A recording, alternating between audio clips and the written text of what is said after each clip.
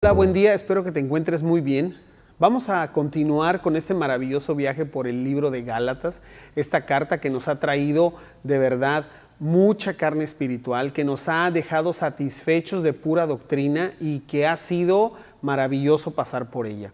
Hoy vamos a continuar con un pasaje en el que Pablo nos relata un enfrentamiento que tuvo con el mismísimo Pedro, el portavoz de los apóstoles, y que tuvo que hacer saliendo en defensa de la verdad del Evangelio. Esta parte nos habla acerca de cómo no era algo minúsculo que estaba pasando con los judaizantes y que Pablo tuvo que tomar cartas en el asunto. La semana pasada, Juve nos estuvo hablando acerca de los primeros versículos del capítulo 2, de cómo Pablo narra el llamamiento, la confirmación de su ministerio. Y después de eso, acto inmediato, Pablo comienza hablando de algo que sucedió en la iglesia de Antioquía y que no se podía dejar, que no debía dejar de ser pasado por alto, que tenía que intervenirse de la misma manera en que estaba ocurriendo, porque esta situación, más allá de ser algo de un gusto de llevarse bien con unos hermanos y no llevarse bien con otros y dejar de hablarles a unos y hablarles a otros, ponía en entredicho aún el mismísimo sacrificio de Cristo, la gracia de Dios, el mensaje del Evangelio. Y eso era algo que no se podía dejar pasar, ¿no? Como nosotros sabemos, los judaizantes en ese momento estaban impregnando todo Galacia. Todas las iglesias estaban siendo impregnadas por ellos y por esta enseñanza errónea que traían. Y dentro de esas cosas, ellos estaban tratando de desacreditar el ministerio de Pablo, su persona, su llamado. Y por eso es que a lo largo de la carta vamos a estar viendo cómo Pablo confirma su llamado, confirma quién es él, que no es un improvisado, no para testimonio de estas personas, porque al final de cuentas él no tenía asunto con ellos, pero sí para los creyentes, sí para quienes estaban escuchando su mensaje. Y esta técnica es algo muy común cuando tú quieres que no sea escuchado el mensaje de una persona que tiene algo contrario a lo que tú tienes que decir, para que no sea puesta la atención sobre lo que va a refutarte. Y la verdad es que si tú escuchas alguna de las prédicas de este movimiento de Raíces Hebreas, te podrás dar cuenta que mencionan que aquellos que no seguimos sus enseñanzas o que no siguen sus enseñanzas están incompletos, tienen una venda puesta en los ojos, no han ido por el camino excelente, están bien pero les falta, en realidad no tienen todo el conocimiento. Y es exactamente esto mismo que ellos trataban de hacer. No es nuestra intención estar acreditándonos y estar diciendo que lo que estamos está correcto. Simplemente lo que la palabra de nuestro Dios enseña y lo que la palabra de nuestro Dios dice con respecto a la verdad del Evangelio. Y esta mañana vamos a hablar acerca de esta defensa que tuvo que hacer Pablo sin importar quién fuera, porque estamos hablando del mismísimo Pedro, que posiblemente en este momento de la historia era el cristiano más importante del mundo. Y aún sin tomar eso en cuenta, Pablo hace esta defensa de lo que era la verdad de la palabra o la verdad del Evangelio. ¿Okay? Pero antes de que esto vayamos avanzando, vamos a orar y vamos a pedirle a nuestro Dios que nos dé sabiduría para sepamos conducirnos por este pasaje. Dios bueno, te damos muchas gracias por este tiempo que podemos estar aquí, que podemos tener para escuchar tu palabra, para aprender de ella.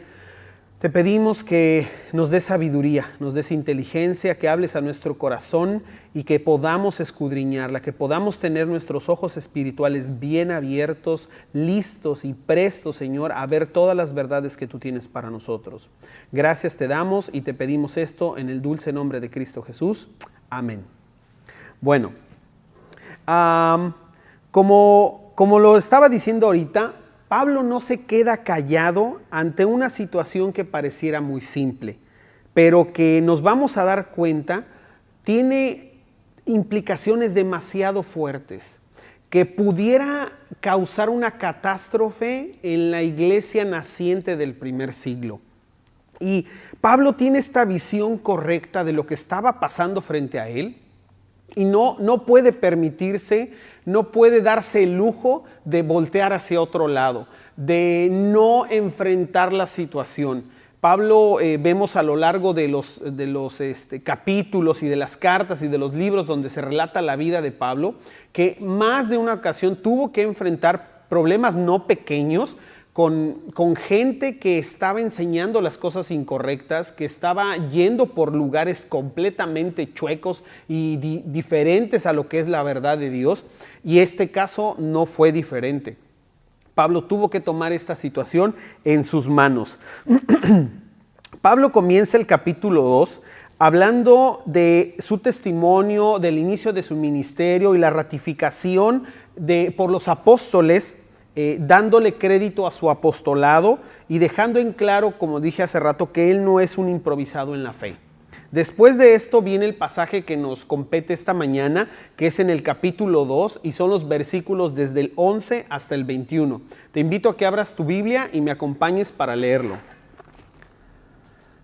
Pero cuando Pedro vino a Antioquía, le resistí cara a cara porque era de condenar, pues antes que viniesen algunos de parte de Jacobo, comía con los gentiles, pero después que vinieron, se retraía y se apartaba, porque tenía miedo de los de la circuncisión. Y en su simulación participaban también los otros judíos, de tal manera que aún Bernabé fue también arrastrado por la hipocresía de ellos.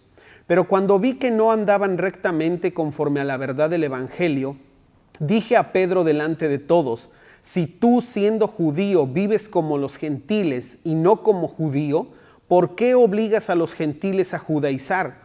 Nosotros, judíos de nacimiento y no pecadores de entre los gentiles, sabiendo que el hombre no es justificado por las obras de la ley, sino por la fe de Jesucristo. Nosotros también hemos creído en Jesucristo para ser justificados por la fe de Jesucristo y no por las obras de la ley, por cuanto por las obras de la ley nadie será justificado. Y si buscando ser justificados en Cristo, también nosotros somos hallados pecadores, ¿es por eso Cristo ministro de pecado? En ninguna manera, porque si las cosas que destruí, las mismas vuelvo a edificar, transgresor me hago, porque yo por la ley soy muerto para la ley, a fin de vivir para Dios. Con Cristo estoy juntamente crucificado, y ya no vivo yo, mas vive Cristo en mí, y lo que ahora vivo en la carne, lo vivo en la fe del Hijo de Dios, el cual me amó y se entregó a sí mismo por mí. No desecho la gracia de Dios, pues si por la ley fuese la justicia, entonces por demás murió Cristo. Ok, cuando leemos este pasaje, me pongo a pensar en algunos de los propósitos por los cuales Pablo lo incluyó. Y uno de ellos es que Pablo deja claro la tolerancia cero que había con este tipo de movimientos y su infiltración a la iglesia. Otro de los propósitos era contar las cosas como realmente sucedieron y derribar este argumento que también tenían los judaizantes de que Pablo era un revoltoso, era alguien que se le oponía a Pedro, el mayor de los apóstoles y de los líderes de la iglesia en ese momento, y que no se sometía. Y por último, empoderar también a los gálatas, alentándolos a que no tuvieran miedo de encarar, sabiendo que ellos eran igual de creyentes y de cristianos que los judíos. Cuando digo estas cosas, no estoy refiriéndome ahora a que nosotros andemos peleando y refutando gente, que estemos causando problemas en las congregaciones de quienes creen en esta situación, pero sí que no permitamos nosotros que esto quisiera infiltrarse en nuestra iglesia, en nuestras vidas, en nuestras familias o de quienes están alrededor de nosotros. Porque eso sí sería algo muy peligroso y algo, como dice Pablo, de condenar, que no se puede dejar pasar. Vamos a ver dos divisiones importantes en el pasaje de esta mañana, y la primera de ellas es el motivo de la confrontación. ¿Por qué confrontó Pablo a Pedro? Y lo vamos a ver en los primeros dos versículos. Y quiero primero que empecemos a imaginarnos la escena. Pedro va a la ciudad de Antioquía, ahí se encuentra Pablo, lleva un tiempo Pablo viviendo ahí, enseñando a los hermanos, haciendo discípulos junto con Bernabé y otros hermanos más. Pedro los visita y comienza a reunirse con ellos. En aquella iglesia había creyentes judíos y había creyentes gentiles. Tenían comunión y no seguían los ritos estrictos del judaísmo, ni los gentiles ni los judíos, excepto los que dieron como recomendación los apóstoles. Y si me acompañas, vamos rapidísimo a Hechos 15, 28 y 29, que vemos cuál fue esta recomendación. Y dice: porque ha parecido bien al Espíritu Santo y a nosotros no imponeros ninguna carga más que estas cosas necesarias, que os abstengáis de lo sacrificado a ídolos, de sangre, de ahogado y de fornicación, de las cuales cosas si os guardareis, bien haréis, pasadlo bien. Y creo que la semana pasada vimos esto con Juve, exactamente esta parte. Entonces, esta recomendación es lo que estaban siguiendo los creyentes gentiles en las iglesias, y en la iglesia de Antioquía era lo que estaba pasando. Entonces, Pedro se sentía muy a gusto, se sentía tranquilo, se sentía relajado en medio de estos hermanos, con los judíos que también estaban, y parecía que todo estaba funcionando perfectamente, que había esta sincronía, esta armonía entre los cristianos judíos y los cristianos gentiles, y todo marchaba bien, hasta que de pronto les cae el chahuizle, como decimos aquí en México. Llega este grupo de enviados por Jacobo, estos ciertos hombres enviados por Jacobo, que posiblemente podemos pensar que eran judíos, de abolengo, eran judíos importantes dentro del pueblo, y esto hace que la manera de conducirse de Pedro cambie drásticamente. Y entonces Pedro deja de tener comunión con los hermanos, deja de reunirse con ellos, y como Pedro era todo un influencer de su tiempo, era toda una celebridad, pues obviamente los judíos que estaban con él empezaron a seguir su práctica. Y esto fue tan notorio y tan, tan llamativo, que aún a Bernabé le sacudió el tapete y le siguió también el rollo. Entonces, este pasaje del 11 hasta el 21 es una táctica inteligente y genial de parte de Pablo para sofocar a los cristianos judaizantes, porque en ella deja expuesta la problemática que le traen a las iglesias y refuta con un discurso increíble, que la verdad pareciera como si les hubiera dado un gancho al hígado y los hubiera dejado prácticamente noqueados. Y ahorita vamos a ver por qué. Pedro, cuando empieza el pasaje, cuando me empieza a mencionar a Pedro fue alguien que tomó completa relevancia para los judíos cristianos como el líder del grupo, como lo mencioné, como el portavoz de los apóstoles. Entonces, lo que él hiciera o avalara también tendría una aceptación voluntaria o forzada muy importante entre todos los demás cristianos judíos. Los judaizantes argumentaban que el ministerio de Pablo no era genuino, que no era reconocido por Dios, etcétera, etcétera. Pero como vimos ahí en Gálatas 2:9 la semana pasada, y nada más ahí vamos a recordarlo, dice: y reconociendo la gracia que me había sido dada, Jacobo, Cefas y Juan, que eran considerados como columnas, nos dieron a mí y a Bernabé la diestra en señal de compañerismo para que nosotros fuésemos a los gentiles y ellos a la circuncisión. Con esto Pedro fue uno de los que reconoció el ministerio y el llamado de Pablo a predicar a los gentiles. Así que cuando Pablo escribe esta carta y la están escuchando los judaizantes que asistían a las iglesias en Galacia, pues no les quedaba de otra más que aceptar que era genuino el llamado y el ministerio de Pablo. La situación que nos presenta aquí Pablo no es un asunto minúsculo de preferencia, como lo dije al inicio. de llevarse bien con unos y de pronto haces amistad con otros y dejas de frecuentar a los primeros con los que te juntabas. No.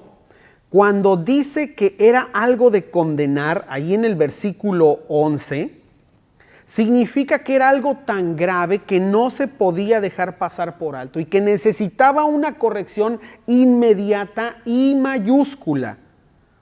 Estamos frente a una crisis en esta iglesia naciente del primer siglo. Y esta acción por parte de Pedro y de los demás podía traer consecuencias terribles. Podía desviar completamente la verdad del evangelio. Y por eso Pablo dice, lo confronté cara a cara. O sea, Pablo tuvo que llegar a este punto con esta persona. Pedro había sido escogido por Dios para darle la bienvenida a los gentiles, a su pueblo y al pacto. Lo vemos en Hechos 11. Te voy a pedir que vayas conmigo a este pasaje. Es todo un relato que yo sé que ya conocemos. Dice, oyeron los apóstoles y los hermanos que estaban en Judea, que también los gentiles habían recibido la palabra de Dios, y cuando Pedro subió a Jerusalén, disputaban con él los que eran de la circuncisión, diciendo, ¿por qué has entrado en casa de hombre incircunciso y has comido con ellos? Entonces comenzó Pedro a contarles por orden lo sucedido, diciendo, estaba yo en la ciudad de Jope orando y vi en éxtasis una visión, algo semejante a un gran lienzo que descendía, que por las 4 puntas era bajado del cielo y venía hacia mí. Cuando fijé en él los ojos, consideré y vi cuadrúpedos terrestres y fieras y reptiles y aves del cielo. Y oí una voz que me decía, levántate, Pedro, mata y come. Y dije, Señor, no, porque ninguna cosa común o inmunda entró jamás en mi boca. Entonces la voz me respondió del cielo por segunda vez, lo que Dios limpió no lo llames tú común. Esto se hizo 3 veces y volvió todo a ser llevado arriba al cielo.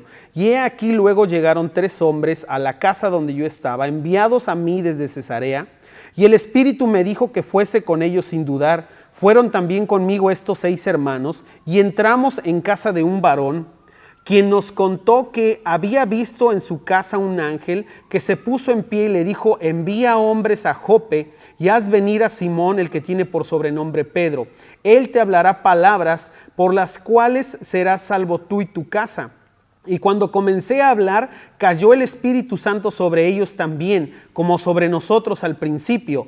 Entonces me acordé de lo dicho por el Señor cuando dijo, Juan ciertamente bautizó en agua, mas vosotros seréis bautizados con el Espíritu Santo. Si Dios pues les concedió también el mismo don que a nosotros, que hemos creído en el Señor Jesucristo, ¿quién era yo que pudiese estorbar a Dios? Entonces, oídas todas estas cosas, callaron y glorificaron a Dios diciendo, de manera que también a los gentiles ha dado Dios arrepentimiento para vida. Entonces, Pedro es utilizado por Dios para anunciar la inserción de los gentiles a su pacto. Y entonces Pedro no tenía ningún problema en tener comunión con ellos, en no seguir los ritos del judaísmo, se sentía muy cómodo, se sentía muy relajado. Pero cuando llegan estos hombres, dice el pasaje que Pedro tuvo miedo. ¿Miedo de qué? Miedo de ellos. ¿Pero por qué? Bueno, una de las cosas por las que Pedro tuvo miedo era de ofenderlos en su relación con los gentiles. ¿Te imaginas que dijeran, oye, pero qué onda con Pedro? ¿Cómo se le ocurre estar haciendo esto? Pero es un escándalo. Él es el líder de nuestro grupo. ¿Y cómo es posible que está haciendo estas cosas? Y Pedro empezó a hacerse monstruos en la cabeza con esto. Y otro de los posibles miedos también, pues sería que le llevaran el chisme a Jerusalén de la manera en que Pedro se conducía allá y que su posición como líder quedara comprometida y él ya no fuera visto con los mismos ojos. Recordemos que el conflicto era que ante los ojos de un judío, un gentil no circuncidado no era realmente un cristiano.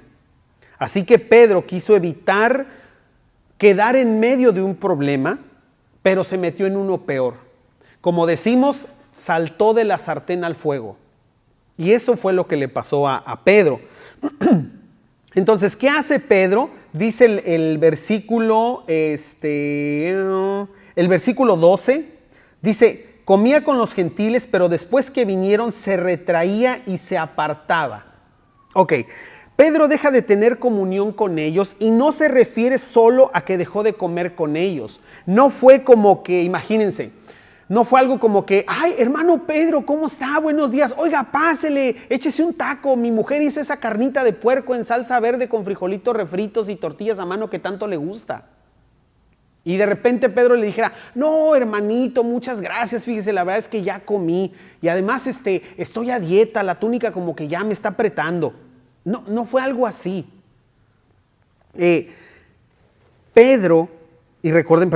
Recordemos que la iglesia del primer siglo se reunía para recibir enseñanza, para orar, para comer y para participar de la cena del Señor. Entonces, cuando dice que Pedro se retraía y se apartaba, significa que dejó de ir a los servicios, dejó de enseñarles, dejó de participar de la cena del Señor con ellos. Los dejaba plantados. Quiero que te lo imagines por un momento, que están todos reunidos y le pasen la copa a Pedro y el pan y no tome los elementos. Que no participe de la Santa Cena. Que a última hora les cancele un servicio. O que de repente dos hermanos estén platicando y, oye, el hermano Pedro no ha llegado. No ha llegado, fíjate, y le toca predicar. Híjole, ¿y ahora qué hacemos? ¿Sí me explico? Entonces, cuando los demás judíos ven esto, también ellos empiezan a decir, oye, Pedro no volvió a tomar los elementos. No, ¿verdad? Pues nosotros tampoco hay que tomarlos. Oye, Pedro ya se sentó allá en otra mesa. Pues vámonos para allá. ¿Me sigues? Entonces, esto ocasionó que si el que es cabeza está haciendo esto, no, pues nosotros que estamos haciendo aquí, perdón, vámonos para allá con él. Él sabe algo que nosotros no. O él está haciendo algo que ya no está bien. Entonces, en esto arrastran aún a Bernabé, ¿ok? Entonces, algo que a lo mejor hacían era que ellos mismos tenían sus propios elementos, ellos mismos tenían sus enseñanzas. Me quiero imaginar a Pedro casi dándoles la espalda a los hermanos a la hora de enseñar, como para que no fuera para ellos. Entonces, cuando todo esto ocurre, hasta el mismo Bernabé, que su llamado y su ministerio era para los gentiles, empezó a hacer lo mismo.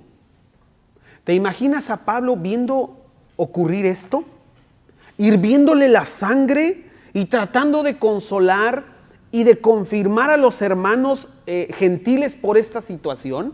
O sea, era un broncón lo que estaba en juego, era un problemón lo que estaba pasando en la iglesia. Pero ¿qué hay detrás de todo esto? Bueno, cuando Pedro y los otros dejan de tener comunión con los gentiles por la presión de este grupo de judíos que vinieron de Jerusalén, están confirmando el mensaje de los judaizantes. Están afirmando que los gentiles que no seguían el judaísmo y la ley no son verdaderos creyentes. Y están moviéndolos, están obligándolos a seguir los ritos y la ley para ser dignos de la salvación y de la comunión con ellos. Por eso Pablo dice que esto era digno de condenar. Era un tema de doctrina fundamental de la verdad del evangelio que no se podía dejar pasar por alto. Una de las enseñanzas, quiero hacer un paréntesis, una de las enseñanzas de este movimiento de raíces hebreas dice exactamente esto, que aquellos que no siguen la ley y los ritos judíos no son creyentes completos. Les falta, no están como bien horneados, no sé cómo decirlo, pero honestamente, ¿tú crees que Dios da la salvación en partes? O eres hijo o no eres hijo, o tienes la salvación o no tienes la salvación. Entonces, lo que da a entender este movimiento es que el que no sigue la ley no es creyente. Y la cosa aquí es que esto tiene implicaciones fuertísimas, pero no para nosotros, para ellos, para con Dios. Y esto lo vamos a ver más adelante por qué te lo estoy diciendo. Bueno, entonces, esta es la situación por la que Pablo está dispuesto a confrontar a Pedro. Y luego en los versículos del 14 en adelante, cuando ya empieza esta confrontación, quiero que imaginemos este día normal o este tiempo común que ya estaba ocurriendo, en donde los hermanos eran separados, los hermanos eran tenidos en poco, y de pronto se harta Pablo y golpea con toda su fuerza la mesa y se pone de pie y comienza a hablar. Pablo tenía la visión correcta de lo que estaba pasando. Pablo sabía lo que estaba en juego por lo que estaba sucediendo, la verdad del evangelio. Estos hermanos, dice el pasaje, que cuando Pablo vio que no estaban practicando la verdad del evangelio, tuvo que abrir la boca, tuvo que hablar. Pero ¿cuál es esta verdad del evangelio? Está en el versículo 16, acompáñame. Sabiendo que el hombre no es justificado por las obras de la ley, sino por la fe de Jesucristo. Nosotros también hemos creído en Jesucristo para ser justificados por la fe de Cristo y no por las obras de la ley, por cuanto por las obras de la ley nadie será justificado. Esta es la verdad del evangelio. Y esta es la primera vez que Pablo utiliza un término en griego que es dikaio, que significa justificado, y es un término legal en el que se hace referencia a una persona que queda libre de cualquier delito ante un tribunal. Y hablando específicamente de la fe, nos deja ver que aquella persona que ha depositado su fe en Jesús, el día del juicio final, no tendrá un veredicto en contra, tendrá un veredicto favorable para con Dios. Eso es lo que significa esto. De esto está hablando Pablo. Esta es la verdad del evangelio, que las obras de la ley, seguir la ley, no le añade nada a la justificación, al quedar exento de esta condena, más que solo la fe en Cristo Jesús. Entonces, era algo bastante importante. Y como te digo, Pablo se pone de pie después de haber golpeado la mesa al ver este desprecio hacia los hermanos, al ver cómo estaban buscando que ellos siguieran el judaísmo. Y cuando se pone de pie y comienza a hablar, fue un momento muy difícil para Pablo, porque saber quién era Pedro, era el mero mero.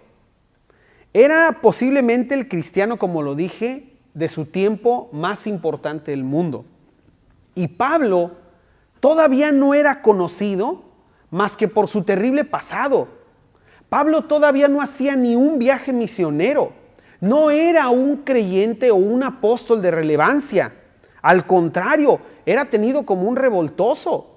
Entonces, era él solo, de un lado, junto con estos hermanos gentiles, y del otro lado, todos estos judíos creyentes aristócratas, si quieres ponerlo así. Eran estos dos bandos. Y Pablo no soporta más y entonces comienza su reprensión. Y le dice a Pedro, si tú, que eres judío, no sigues la ley completamente, ¿cómo pues le pides a estos hermanos que no saben nada de la ley que la sigan? Esta era la simulación, esta era la hipocresía de la que habla en el versículo 13. Como si ellos de verdad pudieran seguirla, como si ellos de verdad estuvieran bien delante de Dios y no podían estarlo. Esta es la simulación de la que habla, esta es la hipocresía.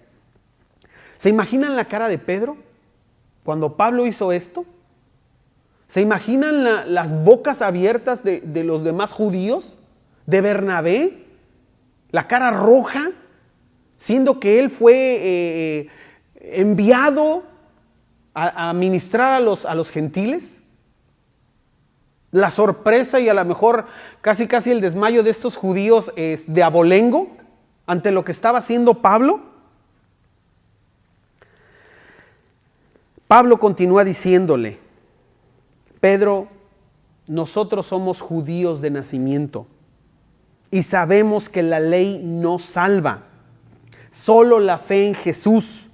Nosotros mismos tuvimos que creer en Jesús para ser justificados, porque la ley no puede salvar a nadie. No importa si eres judío o no, del pueblo o no, eso no importa. Seguir la ley no justificará a nadie, solo la fe en Jesús. Así que para este argumento de raíces hebreas, de la importancia de volverse al judaísmo, de ir por un camino más excelente con la ley, pues les puedo decir que no tiene nada que ver con la justificación delante de Dios. Y que como parte de agregarle algo al evangelio, a la vida cristiana, solo es una pérdida de tiempo. Porque no hace nada que ya hayamos nosotros recibido en Dios por nuestra fe en Cristo Jesús. Al contrario, no sé si está bien decir, pero como dijo Pablo, vienen a ser como trapos de inmundicia porque no sirven de nada. Y así lo comparaba Pablo, todas aquellas cosas del judaísmo, nada. Ni Pedro, ni Pablo, siendo quienes son, fueron justificados por la ley, sino por la fe en Jesús. Ahora resulta que estos nuevos judaizantes de hoy saben algo que ellos no sabían.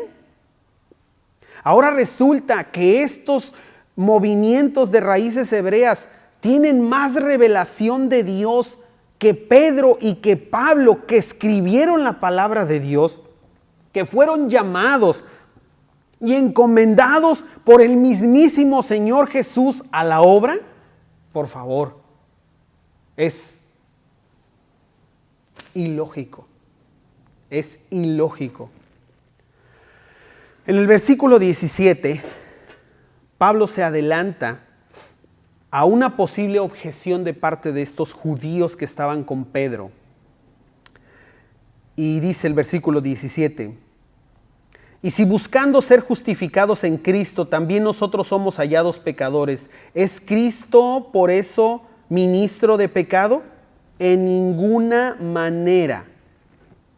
Los creyentes judíos pensaban que tenían un camino más excelente que los gentiles, porque aparte de ser cristianos tenían la ley como refuerzo, si quieres llamarle, para no pecar, porque ellos decían que los creyentes gentiles no lo eran verdaderamente porque seguían pecando.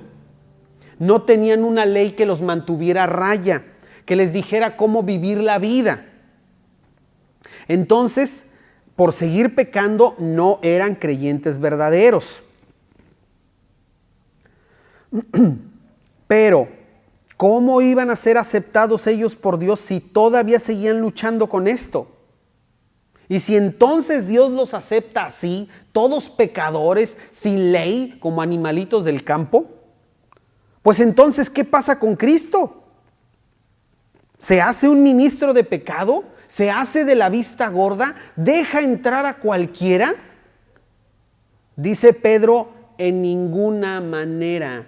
Eso es imposible. Es una blasfemia terrible. Remata Pablo diciéndoles en el versículo 18: porque si las cosas que destruí, las mismas vuelvo a edificar, transgresor me hago. remata diciéndoles de manera contundente en el versículo 18, que si nosotros tratamos de construir otra vez un camino para acercarnos a Dios por medio de la ley, otra vez por medio de los ritos y de los méritos, es como si le estuviéramos diciendo a Jesús, pues gracias por tu sacrificio, pero no fue suficiente, le faltó. ¿Qué? ¿Te das cuenta de lo que está aquí en juego? El mismísimo sacrificio de Cristo, el mérito del sacrificio de Jesús. Eso es lo que ponen en tela de juicio los judaizantes aquí y lo que estos nuevos judaizantes hoy, con su movimiento, están poniendo en entredicho. Porque cuando ellos argumentan que hay que regresar a las raíces, que hay que regresar a la ley, entonces le están diciendo a Jesús que su sacrificio no fue suficiente. Y entonces dice este versículo, nos volvemos transgresores de la ley. Otra vez estamos esclavizados a la ley, porque no podemos cumplirla, no somos capaces. Juve nos decía la semana pasada, son más de 600 mandamientos. Y con uno que falles, eres transgresor de toda la ley. Entonces es imposible que ellos quieran que sigamos esta doctrina de regresar a la imposición de la ley. Es imposible. La declaración que sigue por parte de Pablo remata cualquier argumento que pudieran tener los judaizantes y también de este movimiento de raíces hebreas. Vamos al versículo 19. Porque yo por la ley soy muerto para la ley a fin de vivir para Cristo. La ley no está muerta. La ley no tiene nada de malo. La ley refleja el corazón y el carácter santo de Dios. Nosotros somos los que estamos muertos a ella. ¿Pero cómo? La misma ley nos muestra que como nunca la podremos satisfacer, como nunca la podremos alcanzar, estamos muertos. Somos incapaces. Entonces la misma ley nos muestra que estamos muertos para la ley. Y cuando nosotros entendemos eso, entonces tenemos esa libertad para ir por la fe en Jesús. Y eso es lo que está diciendo Pablo en este versículo. La ley me muestra que yo soy muerto para ella. Entonces puedo vivir para Dios. Pero lo que estaban buscando hacer los judaizantes y lo que están buscando hacer estos nuevos judaizantes, haciendo regresar la ley, que volvamos a estar viviendo bajo ella, pues es solamente que la ley va a estar acusándonos y esclavizándonos y nunca vamos a poder salir de ahí. Siempre vamos a estar esclavos de ella. En el versículo 20, Pablo se adelanta de nuevo a algún argumento que pudieran presentar ellos, preguntándole, ¿y cómo moriste a esta ley? Y Pablo les dice, con Cristo estoy juntamente crucificado y ya no vivo yo, mas vive Cristo en mí. Y lo que ahora vivo en la carne, lo vivo en la fe del Hijo de Dios, el cual me amó y se entregó a sí mismo por mí. ¿Cuándo moría la ley? Cuando Cristo murió en la cruz por mí. Porque Él tomó mi lugar, Él pagó el hecho de que yo no podía cubrir la ley. Él pagó la muerte que yo merecía por incumplir la ley. Y como Él ya pagó, entonces ahora este intento de vivir por mí mismo en mi esfuerzo, ya no tengo que hacerlo porque ahora Cristo es el que me da vida. Y lo que ahora vivo en este mundo, sin seguir la ley de esta manera y sin la condenación, lo hago por la fe del Hijo de Dios, quien me amó y se entregó a sí mismo por mí. Eso es lo que les está diciendo Pablo. Termina Pablo su confrontación con Pedro con mucha fuerza, diciéndoles: no desecho la gracia de Dios, pues si por la ley fuese la justicia, entonces por demás murió Cristo. Querer vivir bajo la ley de nuevo, como promueve Raíces Hebreas, es despreciar la gracia de Dios. Es como darle un manazo a Dios cuando nos extiende la mano para rescatarnos. Es decirle: no quiero tu gracia, yo puedo hacerlo. Regresando a la ley, yo puedo hacerlo. Pero ¿sabes qué? No hay un solo esfuerzo que nosotros podamos hacer siguiendo la ley de nuevo que nos justifique delante de Dios.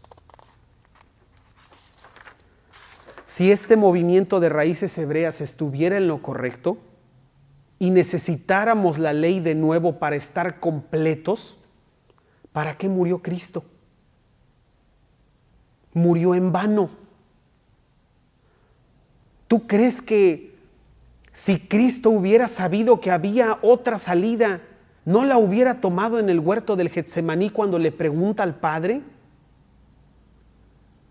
Y le dice Jesús: pero que no sea mi voluntad sino la tuya. Claro que la hubiera tomado, pero no había otra. Así que no es la ley, no es traer la ley de vuelta. Estas enseñanzas de verdad son peligrosas y no debemos permitir que se infiltren en la iglesia o en nuestra vida. Y como lo dije al principio, no es nuestro papel estar reprendiendo, confrontando a esta gente en sus congregaciones, en redes sociales o cosas como esas. Pero si nosotros estamos en una situación en la que debemos defender la verdad del Evangelio, no vacilemos, porque quedarnos callados y asentir con ellos sería como participar de su hipocresía, como lo dice Pablo, que le ocurrió a Pedro y a los demás creyentes. Yo no quisiera estar en los zapatos de estas personas cuando tengan que dar cuenta delante de Dios por añadir, por minimizar, por decir que no fue suficiente el sacrificio del Hijo de Dios y por querer traer la ley de vuelta. Pablo, con esta narración que hace en Gálatas 2, deja bien en claro por qué es tan peligroso este movimiento de estos judaizantes y nos enseña a nosotros por qué es tan peligroso, porque lo que ocasiona es división, porque lo que hace es espiritualmente volver a esclavizarnos a la ley, decirnos que no somos creyentes verdaderos delante de Dios, que todavía necesitamos hacer un montón de cosas.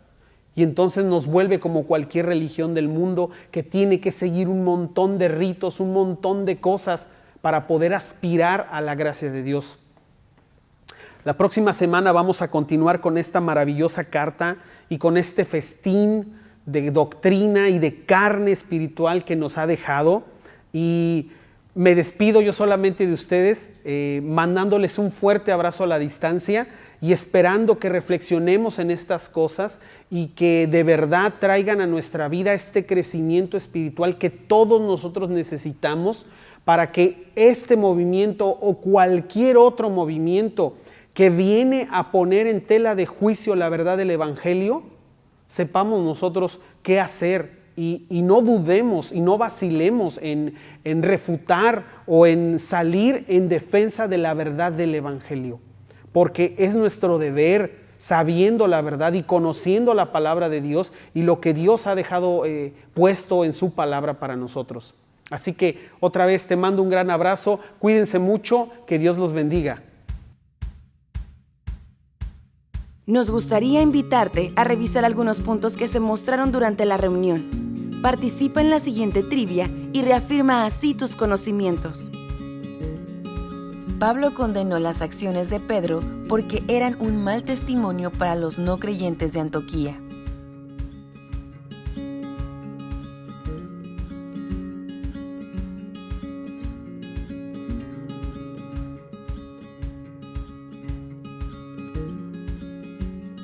Estas acciones fueron consideradas como simulación e hipocresía porque Pedro sabía perfectamente que volver a sujetarse a la ley no aportaba nada a la salvación.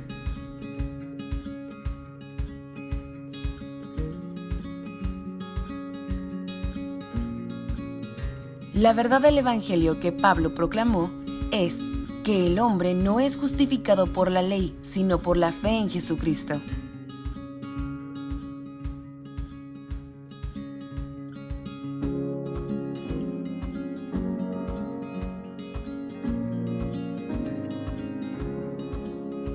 Por la ley somos muertos a la ley, significa que si no seguimos la ley, estamos muertos.